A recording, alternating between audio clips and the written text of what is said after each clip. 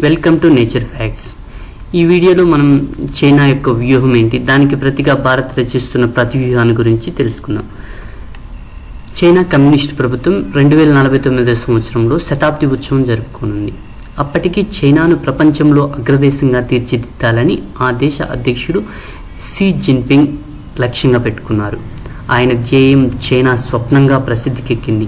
ప్రపంచీకరణ నుంచి భారీగా లబ్ధి పొందిన చైనా ఒకవైపు పెద్ద పెద్ద కలలు కంటుంటే మరోవైపు అమెరికా బంగారు కల కరిగిపోతుంది. ప్రపంచీకరణ వల్ల తమ ఆర్థిక వ్యవస్థలు దెబ్బతిన్నాయని, వలసల వల్ల తమ పౌరులు ఉద్యోగాలు కోల్పోతున్నారన్న దురాభిప్రాయాలు ప్రబలడంతో అమెరికాలో డొనాల్డ్ ట్రంప్ అధికారంలోకి వచ్చారు. ఈ కారణాలతోనే ఐరోపా సమాఖ్య నుంచి బ్రిటన్ వైదొలుగుతుంది. అమెరికా కాడి కింద పడేయడంతో ప్రపంచీకరణ రథానికి చైనాయే సరికొత్త సారథిగా అవతరించాలని జిన్పింగ్ పావులు కదుపుతున్నారు. ప్రాచీన భూతల సముద్రతల సిల్క్ రూట్లను రూపొందించడానికి వన్ బెల్ట్ వన్ రోడ్ ఓబోర్ ప్రాజెక్టును ముందుకు తెచ్చారు. ఆసియా, ఆఫ్రికా, ఐరోపా దేశాలను ఆర్థికంగా అనుసంధానించే ఓబోర్ ఈ శతాబ్దంలోని సాటిలేని మేటి ప్రాజెక్ట్ అని జిన్పింగ్ వర్ణించారు. కానీ ఇందులో అంతర్భాగమైన చైనా పాకిస్తాన్ ఆర్థిక నడువ సిపెక్, పాక్ ఆక్రమిత కాశ్మీర్లోని గిల్గిట్ బాల్టిస్తాన్ మీదుగా సాగడాన్ని భారత్ తీవ్రంగా వ్యతిరేకిస్తుంది. అందుకే ఇటీవల బీజింగ్లో జరిగిన బెల్ట్ రోడ్ సదస్సుకు దూరంగా ఉంది. చైనా కల చివరకు నయా సామ్రాజ్యవాద వలసవాద స్వప్నంగా మారుతుందని ఇరుగు పొరుగు దేశాలు ఆందోళన చెందుతున్నాయి. అనేక దేశాలతో చైనాకు సరిహద్దు వివాదాలు ఉండడం ఈ ఆందోళనను మరింత ఎగదోస్తుంది. ఒబోర్ కేవలం ఆర్థిక సహకారానికే పరిమితం కాదని, ఉత్తరాత్రో చైనా సైనిక విస్తరణకు వేదిక అవుతుందని Bharat, Japan, America, Australia, Vietnam, Indonesia తదితర దేశాలు అనుమానిస్తున్నాయి. సిపెక్ కింద పాకిస్తాన్లో నిర్మించిన గద్వార్ రేవు అవసరమైనప్పుడు చైనాకు నౌకా స్థావరంగా ఉపయోగపడుతుంది. అంతకుముందు గ్రీస్లో పైరేస్ రేవును $42 కోట్ల ధరకు కొనుగోలు చేసిన చైనా ఆఫ్రికాలో జిబూటి రేవును గుత్తకు తీసుకుంది. సెషెల్స్లోనూ పాగా వేసింది. ఇవన్నీ వాణిజ్య ప్రాజెక్టులేనని చైనా చెబుతున్నా వాటికి సైనిక కోణము ఉంది. అగ్రరాజ్యంగా అవతరించడానికి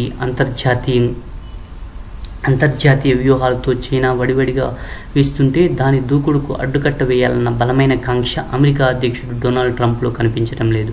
అందుకే భారత్, జపాన్లు తమ జాగ్రత్తలు తాము ఉండాలని భావించాయి. ఒబోర్కు పోటీగా స్వేచ్ఛా నడువాను చేపట్టాలని నిశ్చయించాయి. ఆసియా పసిఫిక్ దేశాలను ఆఫ్రికాతో అనుసంధానించే నడువా ఇది. దీని కింద ఆగ్నేయాసియా దేశాలు, శ్రీలంక, ఇరాన్, ఆఫ్రికా దేశాల్లో భారీ మౌలిక వసతుల ప్రాజెక్టులను నిర్మిస్తారు.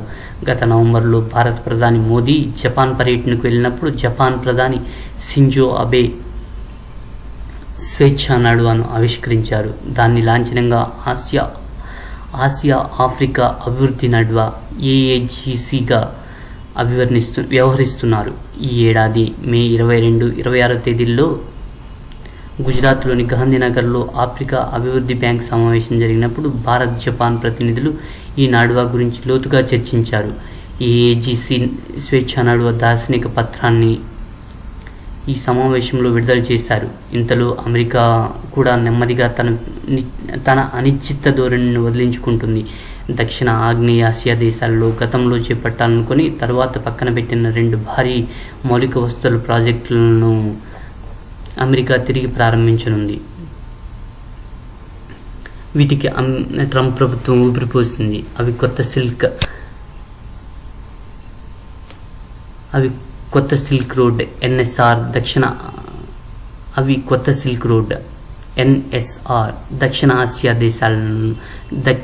ఆగ్నేయాసియా దేశాలను అనుసంధానించే ఇండో పసిఫిక్ అభివృద్ధి నాడువా. బరాక్ ఒబామా హయాంలో అంటే 2011 జులైలో అప్పటి అమెరికా విదేశాంగ మంత్రి హిల్లరీ క్లింటన్ చెన్నైలో చేసిన ప్రసంగంలో ఈ 2 ప్రాజెక్టులను ప్రస్తావించారు. తరువాత హిల్లరీ ప్రతిపాదన అటకెక్కింది. ట్రంప్ ప్రభుత్వం ఈ ఏడాది ప్రవేశపెట్టిన తొలి బడ్జెట్లో వీటిని పునరుద్ధరించడం శుభ సంకేతం. ఆఫ్ఘనిస్తాన్, దాని పొరుగు దేశాలను ఆర్థికంగా అనుసంధానించే కొత్త సిల్క్ రోడ్ ఎన్ఎస్ఆర్ ప్రాజెక్టు ప్రభుత్వ ప్రైవేటు భాగస్వామ్యంతో నడుస్తుందని, ఇందులో భారత్ ముఖ్యమైన భాగస్వామిగా ఉంటుందని ట్రంప్ సర్కార్ తెలిపింది. ఈ రెండు ప్రాజెక్టులు చైనా ఒబోర్ వ్యూహానికి దీటైన జవాబుగా నిలవచ్చు.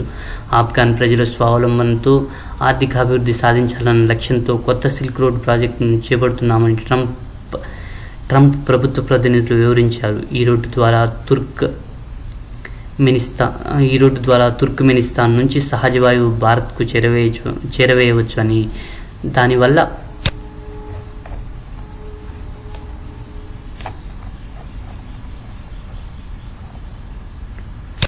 మార్గం మధ్యలోని ఆఫ్ఘనిస్తాన్, పాకిస్తాన్ లాభపడతాయని గతంలో హిల్లరీ క్లింటన్ పేర్కొన్నారు.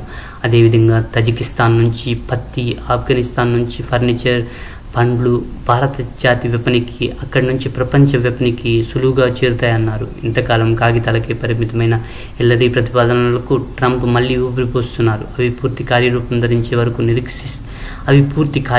ధరించే వరకు నిరీక్షిస్తూ కూర్చోకుండా భారత్, జపాన్లు చైనా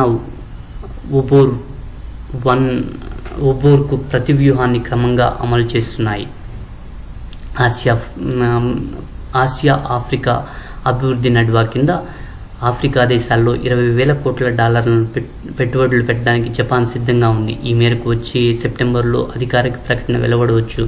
ఆఫ్రికాలో మౌలిక వసతులు ప్రాజెక్టులను జపాన్ ఇప్పటికే $3,200 కోట్ల పెట్టుబడులు అందించింది. ఆఫ్రికాలో తన పెట్టుబడి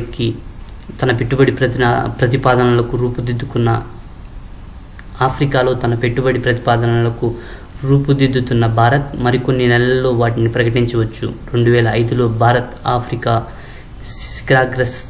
శిఖరాగ్ర సభా వేదికపై ప్రధాని నరేంద్ర మోదీ $1,000 కోట్ల రుణాలను ప్రకటించారు. గడిచిన 20 ఏళ్లలో ఆఫ్రికా దేశాలలో భారత్ $5,400 కోట్ల పెట్టుబడి పెట్టి అనేక భారీ ప్రాజెక్టులను నిర్మించింది. ఎందరో ఆఫ్రికన్లకు ఉపాధి కల్పించింది. ఇటీవలి గాంధీనగర్లో జరిగిన ఆఫ్రికా అభివృద్ధి బ్యాంక్ సమావేశంలో ప్రధాని మోదీ ఆఫ్రికా దేశాల అభివృద్ధికి అమెరికా, జపాన్తో కలిసి పనిచేస్తామని ప్రకటించారు కూడా. మరోవైపు ఆఫ్రికాలో చైనా పెట్టుబడులు భారీగా పెరుగుతున్నా వాటి లాభదాయకతపై, చైనా జవాబుదారీతనంపై అనుమానాలు వ్యక్తమవుతున్నాయి. ఆఫ్రికాలో చైనా చేపట్టిన ప్రాజెక్టులలో 10 లక్షల మంది చైనీయులు పనిచేస్తున్నారు. అందువల్ల స్థానికులకు పెద్దగా ఉపాధి అవకాశాలు లభించడం లేదు. ఆఫ్రికాలోని సహజ వనరులను స్వదేశానికి తరలించుకుపోవడమే ధ్యేయంగా చైనా పనిచేస్తుంది తప్ప అక్కడ సామాజిక సంక్షేమానికి పాటుపడాలనే శ్రద్ధను కనపరచడం లేదు. ఐక్యరాజ్య సమితి సైతం ఆ మాటే అంటుంది. చైనా చేపట్టిన ఓబోర్ సామాజిక పర్యావరణ స్పృహను కనపరచడం లేదని సమితి భావిస్తుంది. చైనా ఓబోర్ ప్రాజెక్టు కింద $4 లక్షల కోట్ల పెట్టుబడులు ప్రవహింపజేయదలిచింది. ఇంత భారీ నిధులు అందుకునే దేశాలు అప్పులు ఊబిలు కోరుకుపోతాయని ఐక్యరాజ్య సమితి ఆందోళన. ఉదాహరణకు $4,600 కోట్ల చైనా పాక్ ఆర్థిక నడువా వ్యయం పాకిస్తాన్ జీడీపీలో 20% సమానం. బంగ్లాదేశ్లో చైనా చేపట్టబోయే $2,400 కోట్ల ప్రాజెక్ట్, కజకిస్తాన్లో $3,700 కోట్ల చేపట్టిన ప్రాజెక్టు కూడా ఆ దేశాల జీడీపీలో 20% సమానం. ఉజ్బెకిస్తాన్లో చేపట్టిన $1,300 కోట్ల ప్రాజెక్టు జీడీపీలో 25% సమానం. చైనా మౌలిక వసతుల ప్రాజెక్టులు ఆసియా, ఆఫ్రికా దేశాల్లో లక్షలాది మందిని నిర్వాసితులను చేస్తాయని, పర్యావరణానికి భంగం కలిగిస్తాయని సమితి హెచ్చరించింది. అందుకే ఏకకాలంలో ఆర్థిక, సామాజిక పురోగతికి దారితీసే ప్రాజెక్టులను ఆహ్వానించి పేదరికాన్ని నిర్మూలించాలని ఆఫ్రికా అభివృద్ధి బ్యాంక్ ఆశిస్తుంది. చైనా విధానాలు ఈ లక్ష్య సాధనకు దోహదపడేటట్లు లేవు. అదే భారత్, జపాన్ల స్వేచ్ఛా నడువ ఏఏజీసీ మౌలిక వసతుల ప్రాజెక్టులతో పాటు వ్యవసాయోత్పత్తులపై ప్రాసెసింగ్, ఆఫ్రికన్లకు నైపుణ్య శిక్షణ, పునరుత్పాదక ఇంధన వినియోగం, ప్రకృతి ఉత్పాతాల నిభాయింపు, విద్యుత్ గ్రిడ్లు, ఆఫ్రికా ఈ నెట్వర్కుల నిర్మాణానికి ప్రాధాన్యమిస్తుంది. తద్వారా సమన్వయీకృత ఆర్థిక, సామాజిక ప్రగతికి బాట వేయాలని ఆశిస్తుంది.